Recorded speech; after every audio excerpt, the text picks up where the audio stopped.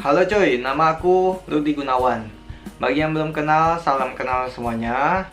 Nah, ini adalah video pertama di YouTube channel ini yang aku beri nama Rudi Belajar Investasi, di mana aku akan bercerita tentang pengalaman aku selama berinvestasi. Oke, kita mulai dari tujuan aku berinvestasi. Jadi saat ini aku lagi kerja di Australia, dan selama ini gaji yang aku dapat itu cuman aku simpan di rekening bank. Sedangkan aku sendiri nggak punya usaha apa-apa di Indo. Jadi uang yang ada itu cuma nganggur di rekening bank aku. Sedangkan gaji dari bank itu kecil sekali. Dan aku juga cek bunga deposito saat ini di Bank BCA itu di masa pandemi ini cuma 2,5%. Jadi misalnya aku punya duit 10 juta, aku depositokan 10 juta itu ke Bank BCA selama 1 tahun. Dalam 1 tahun aku bisa dapat 275.000 tanpa melakukan apa-apa. Dan itu adalah 2,75% dalam 1 tahun. 2,75% itu tergolong kecil ya. Makanya sekarang aku lagi belajar berinvestasi supaya bisa menghasilkan lebih banyak uang. Dengan kata lain, aku ingin punya penghasilan tambahan dari dana yang nganggur di rekening bank itu. Minimal lebih tinggi dari bunga deposito bank. Sekarang mari kita bahas salah satu investasi yang baru-baru ini aku pelajari, yaitu namanya peer-to-peer lending. Jadi kalian pasti ada yang belum pernah dengar ini, sama aku juga baru dengar soal peer-to-peer lending ini dua minggu yang lalu tepatnya. Dan setelah aku pelajari, aku baca-baca di internet, sekarang aku cukup paham dengan sistem kerja di peer-to-peer lending. Buat kalian yang belum pernah dengar soal peer-to-peer lending, aku jelasin secara singkat ya, biar kita sama-sama belajar. Jadi peer-to-peer lending ini adalah kegiatan pinjam-meminjam secara online. Ada peminjam dana, ada pemberi dana, dan ada penyelenggara alias wadahnya. Aku jelaskan dengan gambar biar lebih jelas, lebih gampang dipahami. Aku juga kasih contoh biar lebih mudah dipahami. Nah, aku kasih contoh, misalnya ada Pak Ali dan Bu Nina. Ini butuh dana 3 juta masing-masing. Terus mereka pergi ke penyelenggara atau wadahnya ini, perusahaan di mana yang akan meminjamkan dana. Malah ya.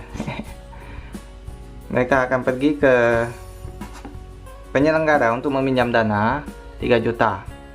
Dan penyelenggara ini akan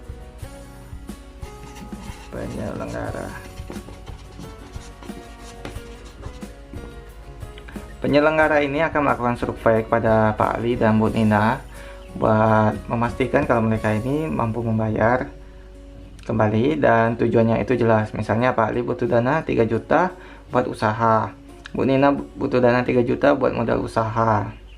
Nah, setelah dilakukan survei, penyelenggara setuju dan akan mencari pemberi pinjaman kepada mereka dengan syarat mereka harus mengembalikan uang 3 juta plus bunga 10%, yaitu 300.000. Totalnya 3.300.000 harus dikembalikan dalam 1 tahun jatuh temponya. Nah, di sini ada namanya pemodal, pemberi pinjaman, pemberi dana. Jadi pemberi pinjaman. Jadi posisi kita ini sebagai orang yang akan berinvestasi di peer-to-peer lending, posisi kita adalah sebagai pemberi pinjaman. Di sini kita bisa memilih buat memberi pinjaman kepada Pak Ali atau Bu Nina, atau keduanya, bebas tergantung dengan dana yang kita punya. Dan setelah kita pilih, kita akan memberikan dananya kepada penyelenggara, dan penyelenggara akan memberikan pinjaman kepada peminjam. Jadi untuk proses penagihan, pencairan dana itu akan dilakukan oleh penyelenggara. Nah, aku jelaskan ulang. Pak Ali dan Bu Nina butuh pinjaman dana 3 juta buat modal usaha. Mereka datang ke penyelenggara dan penyelenggara akan mencarikan pemberi pinjaman, yaitu kita, dan kita berhak untuk memilih memberikan pinjaman kepada Pak Ali atau Bu Nina. Jadi kita itu yang memilih mau memberikan pinjaman kepada siapa. Penyelenggara hanya melakukan proses penagihan, pencairan dana kepada Pak Ali dan Bu Nina, dan semua ini dilakukan secara online. Kita transfer uangnya, mereka yang turun ke lapangan buat mencairkan dana dan menagih. Dan setelah dilakukan pencairan dana kepada peminjam, dalam tempo 1 tahun mereka akan memberikan atau mereka akan membayar lagi pinjamannya itu plus bunganya kepada penyelenggara, dan kita akan menerima dana yang kita pinjamkan tadi sesuai dengan perjanjian. Kira-kira seperti itu sistem di P2P lending. Kurang lebih cara kerja P2P lending seperti itu. Nah, sekarang aku mau memperkenalkan kepada kalian salah satu perusahaan penyelenggara P2P lending yang cukup terkenal di Indonesia. Namanya Amarta. Jadi Amarta ini berfokus mendanai para UMKM di Indonesia, khususnya ibu-ibu, untuk modal bisnis, modal usaha mereka. Oke, langsung aja aku kasih lihat cara berinvestasi di Amarta. Nah, bisa dilihat ini adalah halaman utama dari website Amarta. Ini adalah halaman saat kita sudah melakukan login ke akun kita. Jadi sebelumnya aku sudah melakukan pendaftaran dan melakukan verifikasi ke akun aku. Dan ini adalah halaman utamanya. Di tengah ini ada total aset saya, berarti ini adalah total aset yang kita punya, masih 0. Karena aku belum pernah melakukan top up saldo dan belum mulai berinvestasi di sini. Di sebelah kanan ada dana tersedia, berarti ini dana yang bisa kita investasikan. Dan di bawahnya ada ringkasan transaksi dan pendanaan mitra aktif. Terus di bawah ini ada kumpulan berita informasi seputar investasi dan promo-promo dari Amarta. Dan sebelah kanannya adalah performa dari Amarta sendiri. Oke, sekarang kita lihat ke marketplace-nya ya, yang di sebelah kiri ini. Di sini bisa kita lihat ada filter mitra berdasarkan tipe pendanaan, sektor, lokasi, tenor, skor kredit, dan plafonnya. Di bawahnya akan ada rincian mitra-mitra yang membutuhkan dana pinjaman. Hal yang paling penting kita perhatikan di sini adalah skor kredit. Jadi di sini ada A, A-, B, C, D, dan E. Dimana makin tinggi, makin ke kanan ini, persenan bagi hasilnya akan lebih tinggi, tapi resikonya juga lebih tinggi. Nah, aku ambil contoh, misalnya aku pilih yang Ibu Rini Tania ini. Nah, bisa kita lihat Ibu Rini Tania membutuhkan dana 4 juta untuk sektor industri rumah tangga, di mana pekerjaannya adalah menjual makanan kecil. Nah, Ibu Rini ini membutuhkan dana 4 juta, tapi karena sistemnya crowdfunding, di mana beberapa orang akan mengumpulkan dana kepada Ibu Rini. Jadi kita bisa memilih pendanaan mulai dari 100.000. Dan bagi hasilnya ada 11,5% selama 50 minggu. Dan akan dibayar per minggu. Misalnya ini 100.000, angsuran mingguannya yang kita dapat adalah 2.230. Dengan project total hasil adalah 111.500. Bisa kita lihat ini adalah pendanaan pertama dari Ibu Rini Tania. Jadi belum ada riwayat transaksi sebelumnya. Dan untuk investasi kali ini aku akan mencoba mencari mitra yang sudah melakukan pendanaan kedua atau lebih dari 1 kali pendanaan dan punya riwayat pembayaran yang lancar. Oke, sebelum kita memilih mitra untuk berinvestasi, aku akan top up saldo ke Amarta ini. Jadi di sebelah kanan ini kita bisa lihat top up melalui virtual account Mandiri, BCA, dan Bank Permata. Oke, untuk kali ini aku akan coba top up 10 juta dan kita akan lihat 10 juta ini bisa berinvestasi kepada berapa mitra. Nah, aku udah melakukan top up, mari kita coba refresh halamannya. Nah, total aset saya 10 juta sudah masuk saldonya. Dan mari kita coba masuk ke marketplace lagi. Di sini aku mencari mitra yang sudah pernah melakukan peminjaman sebelumnya.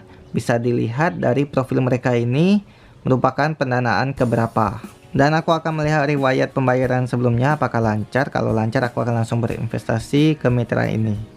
Oke, yang pertama Ibu Yeti membutuhkan dana 5 juta untuk sektor industri rumah tangga, di mana pekerjaannya adalah sebagai penjual makanan kecil. Dan ini merupakan pendanaan keduanya, dan bisa dilihat di riwayat pembayaran sebelumnya cukup lancar. Hijau-hijau ini terbayar semuanya. Berarti di sini Ibu Yeti ini sangat aman buat berinvestasi kepada Ibu Yeti. Di sini sistemnya adalah crowdfunding, jadi beberapa orang bisa melakukan investasi kepada Ibu Yeti sampai dana totalnya tercapai, yaitu 5 juta. Nah, aku akan coba mendanai ini maksimalnya berapa? Ya, 3.300.000 sudah maksimum, jadi aku akan danai Ibu Yeti sebesar 3.300.000. Nah, setelah dana yang kita investasikan ini cair kepada Ibu Yeti, setiap minggunya kita akan mendapat 73.920 selama 50 minggu, yang kalau ditotalkan hasilnya kita akan mendapat 3.696.000. Berarti kita untung 396.000. Oke, setelah aku klik danai mitra ini, dananya akan masuk ke dalam keranjang dan rinciannya akan ada di sebelah kanan. Mitra berikutnya yaitu Ibu Agustini. Beliau bekerja di sektor perdagangan dan ini merupakan pendanaan kedua di Amarta.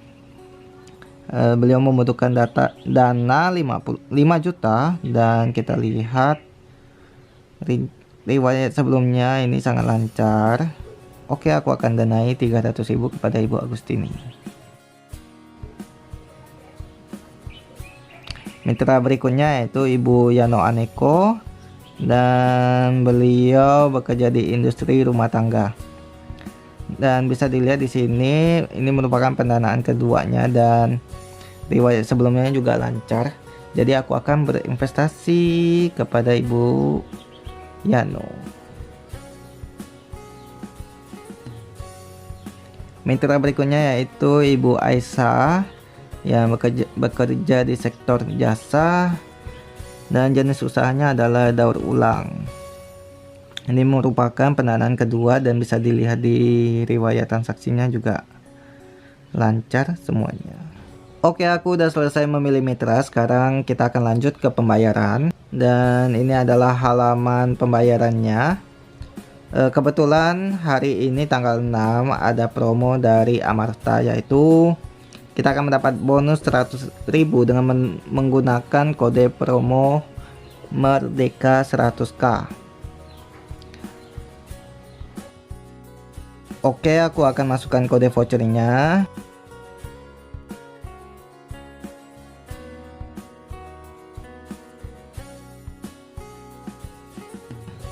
Dan di sini bisa dilihat totalnya berkurang 100.000 dari sebelumnya 6.600.000 menjadi 6.500.000. Dan kalau kalian mau lihat akad pendanaan, bisa lihat di sini juga, dan langsung proses bayar. Oke, sekarang kita cek portofolio kita. Di sini ada daftar mitra Ibu Agustini, Ibu Aisyah, Ibu Yeti, Ibu Yano. Semua statusnya menunggu pencairan. Jadi setelah pencairan dana, kita baru akan menerima bayarannya secara mingguan. Total bagi hasilnya dari Ibu Agustini aku akan mendapat 36.000, Ibu Aisyah 228.000, Ibu Yeti 396.000, dan Ibu Yano 132.000 rupiah. Dan ini akan aku dapatkan dalam 1 tahun. Oke coy, itu dia salah satu cara berinvestasi melalui peer-to-peer lending di aplikasi Amarta. Sekarang kita belum tahu hasil investasinya ini membuahkan hasil atau belum. Nah, kedepannya aku akan selalu melakukan update setiap 1 minggu sekali, dan aku akan top up 1 juta setiap minggunya untuk berinvestasi secara berkala di Amarta ini. Jadi kalian bisa melihat perkembangan investasi aku, dan kalian bisa lihat apakah investasi ini bagus atau tidak, karena aku juga belum tahu, ini juga pertama kali aku coba. Jadi kita akan sama-sama lihat ya. Oke, sekian video kali ini, semoga bermanfaat buat kalian dan sampai jumpa di video berikutnya. Dadah.